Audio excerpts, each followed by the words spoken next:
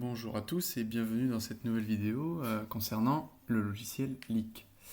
Alors au programme de cette vidéo, nous allons d'abord parler de tout ce qui est header et footer, donc les en-têtes et les pieds de page en français, mais également de comment insérer des mathématiques dans l'usage plutôt académique et scolaire de Leak, mais également l'insertion de tableaux, et on finira par l'insertion de graphiques sous forme de flottant. Alors quand je dis graphique, ce sont des graphiques ou des images de manière générale.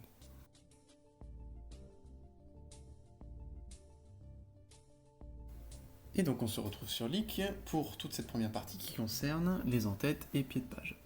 Alors, les en-têtes et pieds de page, ça correspond à des environnements, un peu comme beaucoup de choses en Leak finalement. Mais on voit que dans les environnements disponibles de base, ils n'y sont pas. C'est normal, il faut les ajouter. Alors on va aller dans Documents, Paramètres, et on va voir tout ça. Donc il faut d'abord aller dans les modules. Donc il y a un petit onglet ici, on va dans les modules et on cherche personnalisation en tête et pied de page qu'on va ajouter au module sélectionné, c'est-à-dire les modules qu'on utilise pour le document. Donc avec le bouton ajouter. Ensuite, on va dans format de la page, style de page, et on met sophistiqué pour avoir bien accès à tous les en-têtes, tous les pieds, tout ce dont on a besoin. Et après, on n'oublie pas de faire OK, on ne ferme pas la fenêtre à la volée. OK, et maintenant, dans nos environnements, en-tête et pieds.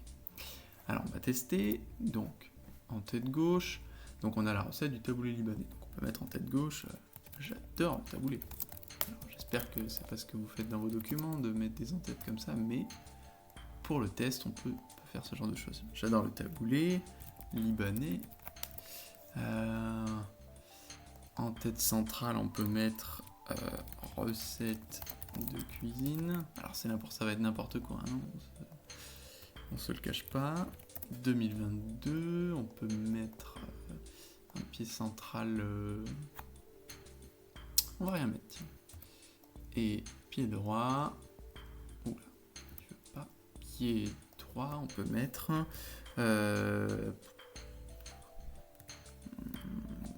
tutoriel.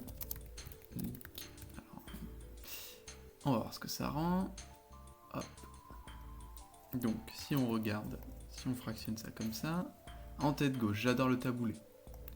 En tête droit, libanais, recette de cuisine en tête centrale, et en bas, 2022 à gauche, tutoriel Leak à droite, et au milieu, vu qu'on n'a rien mis, il laisse ce qu'il y avait de base, c'est-à-dire le numéro de la page. Parfait, et ça fait même une petite ligne comme ça qui est assez agréable à regarder, je trouve. Voilà.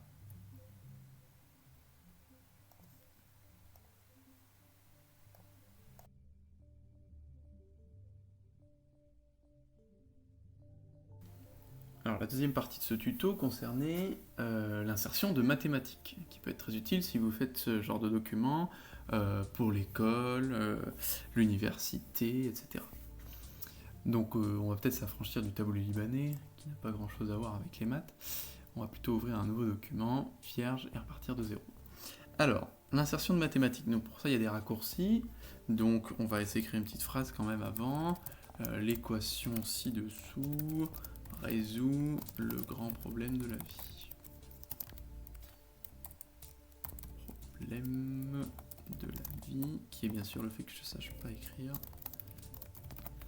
Et là, alors, deux solutions. Soit on respecte ce qui a été dit et on fait une équation ci-dessous, c'est-à-dire en utilisant CTRL plus SHIFT plus M pour insérer hors ligne, c'est-à-dire au centre, comme ça. Et ensuite, on va se balader comme ça dans les environnements violets et on va être en équation comme ça. Donc, une fois qu'on sera là, on peut faire toutes sortes de choses. Donc, 2 plus 3, assez basique, avec les touches de base. Mais par exemple, si je veux faire 2 fois 3, si je fais fois avec un x un peu artisanalement, ça va me faire un x finalement. Et c'est pas ce que je cherche. Donc, pour cela, on utilise le backslash, et ensuite on rentre un petit peu ce qu'on a envie de dire. Donc il faut faire attention parce que évidemment les raccourcis sont en anglais. Donc en anglais fois ça se dit times, donc si j'écris times, ça me met un vrai fois. Et quand je quitte l'environnement maths, il me l'affiche sous l'affichage final, c'est-à-dire sous la forme LaTeX finale. De la même manière, on peut insérer des lettres grecques, toujours backslash, et puis mu par exemple. backslash delta par exemple. Et alors, delta écrit avec un minuscule, c'est la lettre grecque delta en minuscule. Delta avec un D majuscule, c'est le grand delta, donc ce triangle. Et après, les touches du clavier habituel, égal, etc. Pour une fraction, frac. Pour une intégrale, int. Après, ça, c'était à apprendre au fur et à mesure. Pour pouvoir écrire en indice en dessous, on va utiliser le tiret du 8 pour passer en dessous, et ensuite on écrit i égale 1, etc. Pour passer au-dessus, on va pouvoir utiliser un chapeau, et écrire un n par exemple. Et puis après, la somme des UI par exemple. Voilà. Alors bon, ici ça n'a plus trop de sens, on va mettre un fois, on va rajouter un fois, et puis si on regarde, ça nous donne une équation. Ça c'était pour l'équation hors ligne. Alors, ça fonctionne presque pareil pour l'équation en ligne, donc si je reviens là et que je fais juste CTRL-M sans CTRL-SHIFT-M, et ben ça me fait une équation en ligne. Donc ça peut être intéressant, par exemple, si tu dis, donc l'équation ci-dessous résout le grand problème de la vie, etc., en prenant n, le nombre de cacahuètes sur Terre, et i, un itérateur de somme. Voilà, et alors là c'est très utile, parce que si j'avais voulu écrire i, donc ça permet d'écrire les lettres mathématiques, parce que si on regarde la différence, un n normal, ça n'aurait pas rendu sous forme mathématique. Donc là, ça permet de distinguer le n mathématique du grand N de l'écriture classique. Et i, pareil. I, si je rajoute un i classique à côté, ça sera dans la police normale. Voilà. Et alors là, il y a cet affichage, mais il y a possibilité de ne pas l'avoir. Donc il faut aller dans Outils, Préférences, et puis aller chercher dans Affichage écran, Aperçu sur le vif, désactiver. Et là, quand vous quittez une équation, vous n'avez plus, ça reste en bleu là, et on voit que c'est pas exactement le bon affichage. Et ensuite, il faut aller là pour pouvoir le voir. Moi, j'aime bien l'idée de pouvoir le voir directement, le rendu, je trouve ça plus joli. Mais c'est vous qui décidez, vous savez comment faire.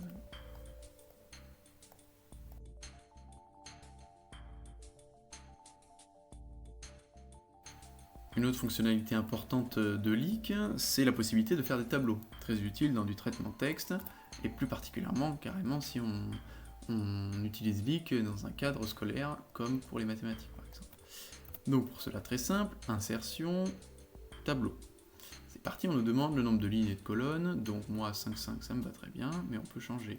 Et on nous donnera un petit aperçu simplifié. On va mettre 3, 3 d'ailleurs, ça va être plus facile à voir. Donc là, de base, il est aligné à gauche. C'est-à-dire que si je mets des bêtises dans les cases, hop, je connais mon alphabet, et ben il va être aligné à gauche, comme ça. Donc si on veut le centrer, ce qui peut être souvent le cas, paramètres de paragraphe, et puis centrer. Ok, hop, le voilà centré. Et là, nickel. Maintenant, alors là on voit bien que de base, il intègre une bordure basse à la première ligne. Parce qu'il suppose, le logiciel suppose que ça va être un en-tête. Ce qui peut être le cas, mais pas tout le temps. Et donc là on voit bien qu'il y a une séparation. Ce qui, dans le cas d'un tableau homogène comme ça, A, B, C, D, E, F, G, H, I, n'a pas trop de sens. Donc pour l'enlever, on sélectionne les 3 cases du haut, et puis bordure, on enlève celle du bas. Hop. Donc une bordure, c'était... les bordures, c'est ce qui touche le bord finalement. Donc là, il y en avait une en bas. Si j'en remets une en bas, il y en a une là. Voilà. Donc c'est ça dont il faut se débarrasser.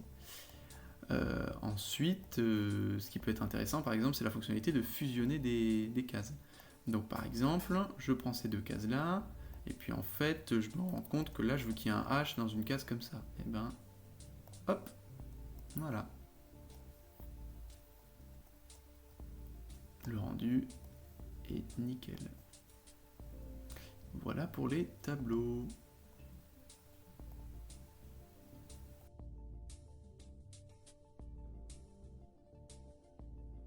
Avec l'insertion de tableau, il y a tout le système de flottant. Donc qu'est-ce qu'un flottant? C'est un cadre dans lequel on place un graphique ou un tableau qui va s'adapter en fonction du texte autour, pour toujours se trouver au bon endroit et ne pas dépasser, être coincé dans une mauvaise zone du texte. Donc on va tout de suite voir ce que ça donne. Donc insertion de flottant, et puis par exemple avec une figure, moi je veux. Donc automatiquement ça nous propose de mettre une légende. Donc je peux dire miniature d'une vidéo. Et puis on va aller chercher la miniature en question. Donc là on se place ici, donc dans le cadre du flottant, et on fait une insertion graphique, parcourir pour aller chercher l'image en question, et puis on la récupère et on la colle. Alors le problème avec ça, c'est que ça l'affiche dans Leak. Ça c'est très embêtant. On peut aller là et désactiver cet affichage. Comme ça on a seulement, on sait qu'il y a une image, mais on ne nous l'affiche pas. Maintenant, là elle ne va pas être centrée. Donc paramètres de paragraphe, centré. Hop. On regarde un peu ce que ça donne. Elle va être gigantesque, évidemment, puisque elle garde sa taille originale, qui était de très bonne définition, donc elle est très grande. Donc ce qu'il faut faire, c'est cliquer dessus, un petit clic gauche, et puis aller changer l'échelle graphique. Donc il faut activer l'échelle graphique, qui est de base à 100, et puis là, bon, je pense qu'on peut bien diviser par 10 la taille. On peut voir ce que ça donne. Ah, c'est beaucoup mieux. Voilà, et alors là, pourquoi le flottant se place ici, en haut, alors que dans mon document, il est en bas? Eh bien, parce que dans les paramètres de flottant, donc ici, placement des flottants, il y a utiliser le placement implicite, qui place en haut de base. Mais moi, je peux choisir et dire ici à tout prix, par exemple, et à ce moment-là, ce qui va se passer, c'est que le flottant va descendre là où je l'avais positionné. Voilà. Et on peut aussi dire placement des flottants, par exemple, haut de la page, ou bas de la page, non, plutôt haut de la page, et le flottant revient en haut, avec notre petite figure. Et alors évidemment, quand vous insérez un deuxième flottant, donc si je copie ça et que je mets un deuxième flottant, et bien la légende s'adapte, et nous dit que c'est la figure 2, évidemment. Et là, on va avoir deux fois notre figure, une à la suite de l'autre en haut, puisque dans ces réglages-là, j'ai mis haut de la page. Ici, à tout prix, ça me paraît mieux. Comme ça le met à l'endroit où on voulait, où on l'avait paramétré dans le document Leak.